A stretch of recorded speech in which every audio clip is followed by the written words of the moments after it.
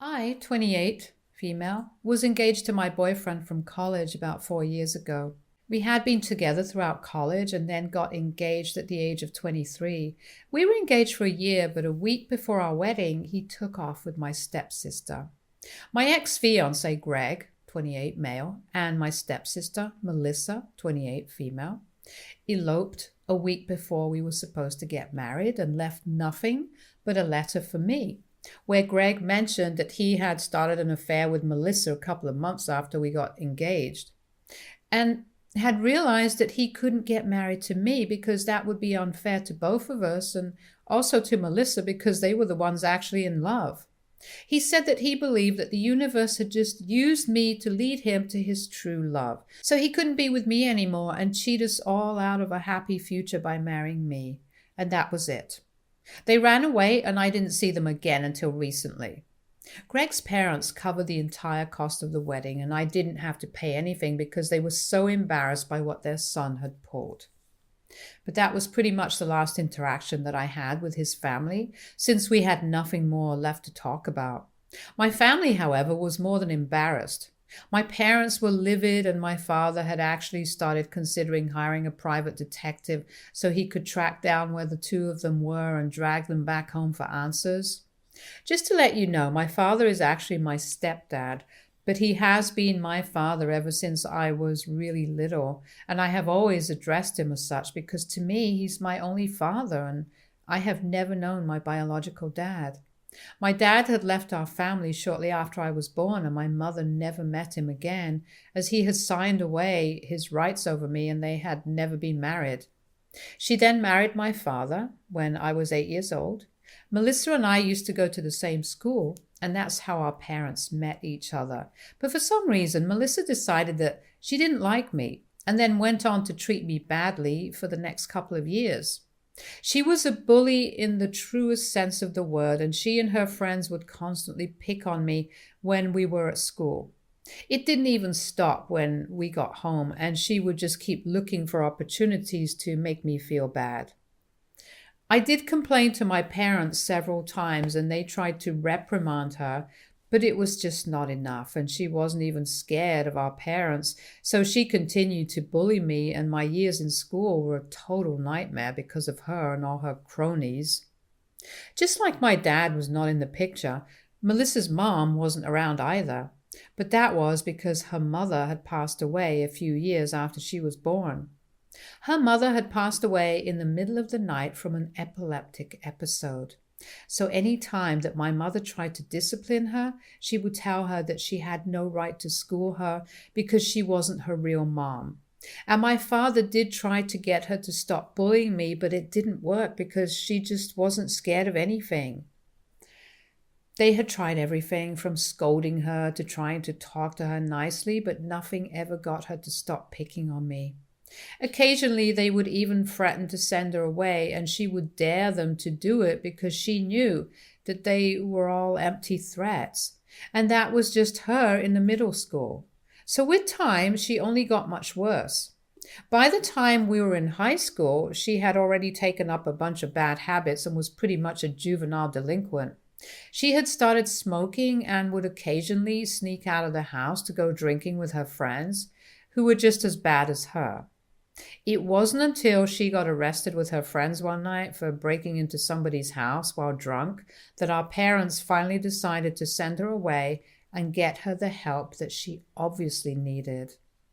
After a few weeks of begging and protesting, my parents finally got her to go to a rehabilitation center for troubled teens. She wasn't happy about it, but my father had been very firm and had said that if she wanted to live with us and be a part of this family, then she would have to get better. Because he couldn't allow this behavior to go on and let her trouble everybody else since she was becoming a menace to society. She left in our sophomore year and didn't come back until we had already graduated, since she had enrolled in a school near the rehab center and was living with her aunt. I didn't see her for those couple of years, mostly because I wasn't interested in how my biggest bully was doing. My parents would visit her every weekend and would ask me if I wanted to come along, but the answer to that was always no. Her friends started ignoring me and pretending like I didn't exist after she left, which improved my high school experience considerably since now I didn't have anyone bullying me constantly. Melissa had continued with her education in rehab and then came back. The first thing that she did was apologize to me for whatever she had put me through. She seemed a bit calmer, and I actually thought that she had changed for the better, so I forgave her. We were about to go off to college in a few months anyway, so it didn't matter. Once we started college, I moved out, and so did she. We would only come back for the holidays, and she was much nicer to me after that. And by nicer, I don't mean that she would actually behave nicely with me. I mean that she would just ignore me instead of picking on me every chance she got like she used to do in the past. If I'm being honest, it was a much welcome change because I would rather be ignored than be bullied. Our parents noticed this, but didn't try to force us to get along or act like sisters because, given our history, this was more than good. And then I started dating Greg, and after being together for a year, I decided to bring him home for Thanksgiving to introduce him to my parents. All of us got along really well, and for the first time I noticed that even Melissa was taking an interest in the conversation, which was a rare occurrence ever since she came back from rehab. She and Greg were actually getting along, and after started dating him, she started expressing more of an interest in being friends with me and would often reach out to me to just talk, which she never did before. I didn't understand what was going on, and I had a tiny suspicion that maybe she had a thing for Greg. So one day I decided to just ask her if the real reason she was trying to be friends with me was because of Greg or something, because I was paranoid. And she laughed at that and told me that that wasn't the case, but Greg had mentioned what a great relationship he had with his siblings at our first dinner together while talking about his family. And that's what had made her rethink the way she had been behaving with me ever since she came back, which is why now she was trying to make amends and improve our relationship. It had nothing to do with Greg directly, but he had definitely played a role by being the catalyst and forcing her to think about our relationship. She told me that she had held me responsible for her being sent away for the longest time, but eventually she had come to terms with the fact that it hadn't been my fault, and she had brought this onto herself with her terrible behavior. So it was about time that she stopped punishing me for it and started trying to really become a part of this family. And that wouldn't be possible until she apologized to me from the bottom of her heart and actively tried to work on our relationship. I'm an emotional fool, and what she said to me that day touched me. So like an idiot, I decided to forgive her and be friends with her, and I guess that's what hurt the most, because she betrayed me after being friends with me. We were on good terms for a really long time, and she was actively involved in the wedding prep. I wouldn't say that we were the best of friends, but we were not as bad as we used to be. While we were rebuilding our relationship, we would meet at least once or twice every month and talk to each other. So by the time I got engaged, we were doing well, and I had introduced her to Greg in person as well. Before the engagement, whenever we would meet at family events and stuff, they would behave pretty normally, so I would never suspect anything because I had no reason to. Even after the engagement, they continued to behave as if nothing was going on, and not even for a second did I think that maybe Greg had a thing for Melissa. It simply didn't ever occur to me because Greg put up a really convincing act of being in love with me throughout while he was cheating on me with Melissa. And even she was very convincing at pretending to be my friend. So I didn't find out the truth until it was too late and they were already gone. My parents wanted to trace them and bring them back home, but I convinced them to leave it alone because I just wanted to forget about everything.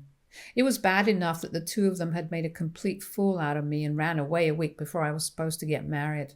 I absolutely didn't want more drama because I was really depressed and just didn't have it in me. I spent the next couple of weeks doing nothing but working and sleeping because I wanted to avoid confronting my feelings. My heart was obviously broken and I was just numb. But the worst was yet to come. A couple of weeks after my supposed wedding day, I received a postcard from Melissa, and she was in California. But that wasn't it, because she had also used a bunch of photos of her with Greg, and they appeared to be really happy. It was very obvious that she was rubbing it in my face because she had even mentioned that she was sorry about the surprise before my wedding. But she wasn't sorry, obviously, and it was just meant to anger me. It was then that I realized that she had never really forgiven me for what happened all those years ago and still held me responsible for the fact that she had been sent away.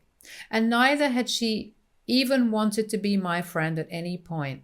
She had just used me to get to Greg, and I had trusted her and let her use me as a stepping stone. It was a really diabolical plan, I'll have to give it to her. For days after, she sent me that postcard. I couldn't even sleep because I was losing my mind over this. It was a really traumatic experience for me, and I had to get therapy for months to undo all the damage and deal with my trust issues. The postcard wasn't even a one-off incident, and she sent me postcards of her and Greg for months after that. It only ended after about a year because I hadn't responded to her or played into the drama. Our parents were really upset about it and naturally cut all ties with her after that. They didn't even try to reach out to her after the first postcard, and that was a huge loss for Melissa because she was all set to inherit her dad's business. She was a business major, and that was a part of the reason why she had chosen that route for herself, because she wanted to join her father. But of course, after what she had pulled off, our father cut all ties with her and told me I could join him instead because he felt like he had to make up for everything in a major way. But I didn't have a business degree, and I actually was a history major, and that pretty much had nothing to do with business, so I needed to learn the ropes first. My father said that it was not a problem because he was willing to teach me everything that he knew so that I could eventually take over the business instead of Melissa. So I agreed and started to work under him so I could learn how to run the business and he could retire and hand over the reins to me after a while. I worked really hard for a couple of years, and last year I was finally promoted and my father retired. It was an amazing feeling because I had started from scratch and had to learn everything. But now everything was smooth sailing under me and has been for some time. Thanks to me, my parents can now spend more time together without worrying about the business because I'm taking care of it. It's been this way for quite a while, and I pretty much stopped thinking about Greg after I started working for my father because that took up all my time. That, along with therapy, helped me move on, and I would say now I have completely moved on and don't think about them or what they did. I never thought that they would ever reach out to me again, let alone ask for my help, because it would take a lot of guts and utter lack of functioning brain cells to ask me to help them out after they screwed me over and made a fool out of me and then went on to rub it in my face as well. But I guess that Melissa and Greg really do lack brain cells because they did reach out to me a few days back. I was at home because it was the weekend, and around lunchtime I heard someone frantically ringing my doorbell. I thought it was the pizza that I had ordered, so I didn't think much of it. When I opened the door, I received the biggest surprise of my life when instead of a delivery guy, I found Melissa standing outside my house looking really worried. I didn't know what to say, so I just silently waited for her to say something. While looking at her, I realized that she was definitely here to ask for help because she was looking destitute. And her appearance gave her away. Even as a kid, Melissa always used to dress well, but when I saw her, she was dressed in old clothes which were all faded and had obviously been purchased a really long time ago. Her jeans were way too short, and she herself looked like she hadn't been eating. I had already made up my mind that whatever she was about to ask me, the answer was going to be no. So when she said that she needed me to help her out because she and Greg had been struggling for a really long time, ever since he lost his job a couple of months ago, he had started drinking instead of looking for a new job. And even though she had been trying to find a job for herself, she couldn't because she had quit everything to stay at home and do all the household work when she first moved away with Greg. And because of that, she hadn't been working in the recent past, and the gap in her resume made her a weaker contender for all the jobs that she had been applying to. She said that she had heard from a couple of relatives that our father had retired and had handed over the reins of the business to me, so now she was here to ask me if I would be willing to hire Greg and give him something to do. Melissa told me that she had come all the way here only to ask me for help and said that she was sorry for whatever she did in the past, but now she was counting on me to bail her out. She told me that she hadn't even approached our parents yet and had come straight to my house to ask for help because she knew that I had a kind heart and she felt awfully guilty about betraying me in the past. But she was sure that I wouldn't turn her away now, that she needed my help. Her entitlement was so ridiculous that I ended up laughing in her face and told her to apply somewhere else because I don't hire cheaters. Then I shut the door on her face and walked back into the living room, preparing to call the cops if she didn't get off my property soon. Thankfully, she did go away that day, but she hasn't left me alone yet. After her visit, the first thing I did was call our parents and tell them about it. They told me that they had heard from a couple of their neighbors that Melissa was back in town without Greg, but they hadn't bought it. And we live in a relatively small town, so everybody knows everybody. We were quickly able to find out that Melissa had been here for about a week before she finally paid me a visit and had been living with one of her cronies from high school. It was probably her high school friend who had told her where I was living and also about the fact that I had inherited the business that was rightfully supposed to be hers, and now she was really milking that. A couple of days after she visited me, she decided to go meet our parents to tell them how heartless I was being. She had expected them to be on her side, now that she had the upper hand on who was suffering more. But she couldn't have been more mistaken because my father told her that the business was now mine to run and I could make whatever decision I deemed fit. He didn't have any say in it anymore because he wasn't going to micromanage me. And my mother reminded her that she was the one who had screwed me over by running away with my fiancé after pretending to be my friend for years, and now she completely deserved whatever was coming to her. She had lost the right to ask any of us for help, especially me after she had been sending me postcards to torment me. She tried to defend herself by saying that it was all in the past and she's a different person now. But my parents told her that she had to leave because they wanted nothing to do with her anymore. That led to her throwing a tantrum at their house and claiming that they had always favored me over her and treated me like the golden child. She told my father that in spite of being his own flesh and blood, he had never treated her like that and acted as if I was his only daughter and she was worth nothing to him. When he told her that he had made more allowances for her behavior in the past than any other parent in the world would, she said that it still didn't matter. I had everything that she was supposed to have, including the business that I was showing off about. She said that it wasn't even her fault that Greg had fallen for her and wanted to spend his life with her instead of me, but for some reason she was the one being punished for it and claimed that the postcards that she had sent were meant to be a genuine apology and she wasn't even trying to torment me. And honestly, I haven't been able to stop thinking about that since my father told me what she said.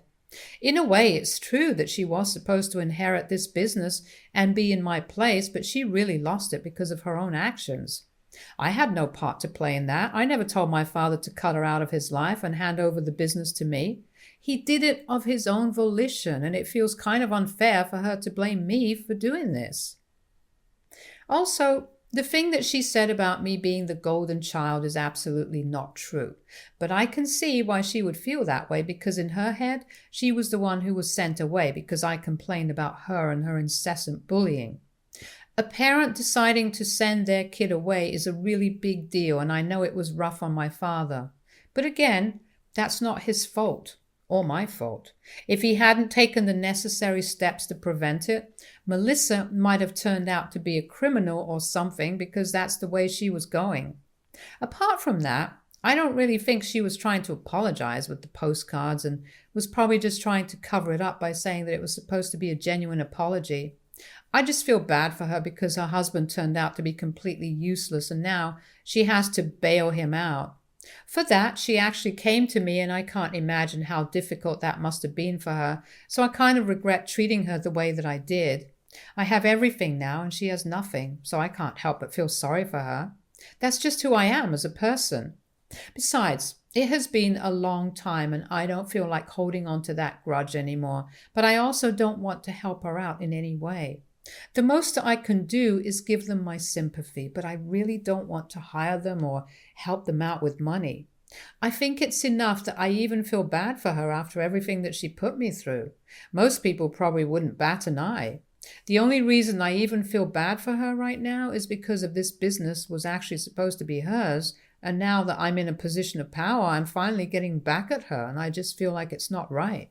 It might be because of what she said about me being the golden child, or maybe just plain old imposter syndrome, but I feel weird about this. So AITA for refusing to hire my ex-fiancé who eloped with my stepsister now that they're struggling with money and help them out. Update 1. I haven't had any idea what to do, and the comments here just confuse me even more because some of you said that I was doing the right thing by turning them away. And the other half said that I had always been the golden child, and that is why Melissa started to act out. So this wasn't as helpful as I had thought it was going to be. I decided to talk to my parents because every single time that I have had to face problems in my life, I have always approached my parents for advice, and I did the same this time as well. They told me that I had no reason to feel sorry for Melissa because everybody had gone above and beyond to try and make her a better person. But if she wasn't willing to turn over a new leaf at any point in her life, then there was not much that we could do for her. My father told me that he had every intention of letting her take over the business had she behaved herself and been a good daughter, but she failed at everything and made a total mockery out of our family. After that, she would be a fool to expect him to let her take over or even be a part of the family anymore. That made me feel considerably better because talking to my parents always does. So I'll try not to let myself feel guilty about things that I don't do anymore. Update 2. About 1 week has passed since Melissa showed up at my door, and since her visit to my parents, we haven't heard from her. I almost thought that she had gone back to Cali to Greg until today when she showed up at my workplace to make a scene. It was horrible because she just waltzed into the place since she had known the ins and outs ever since she was a child and got in without alerting security quite easily. Then she went on to take her place in front of my office and started to shout about how I had stolen this business from right under her nose by pretending to be a good little girl for our parents and constantly being a bootlicker so they would approve of me. And apparently I was responsible for vilifying her by falsely accusing her of bullying me throughout our childhood and even talking to my father into sending her to rehab just so I could cement my position as the golden child of the family. She went on to announce that this business was supposed to be hers, but now I was refusing to even let her be a part of it because I was jealous that Greg had chosen her over me. Unlike our parents who had always favored me.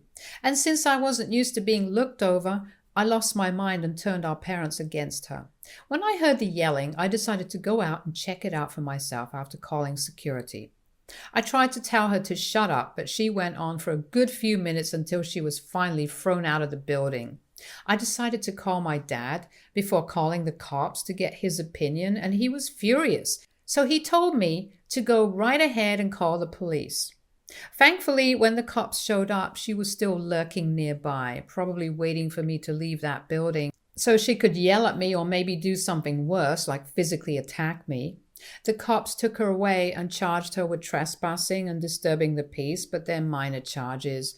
And she can probably get off with either just a fine or maybe community service, worst case scenario. But it's certainly going on record, and that's never good. I told my dad that she had been charged and arrested and expected him to be a little upset about it.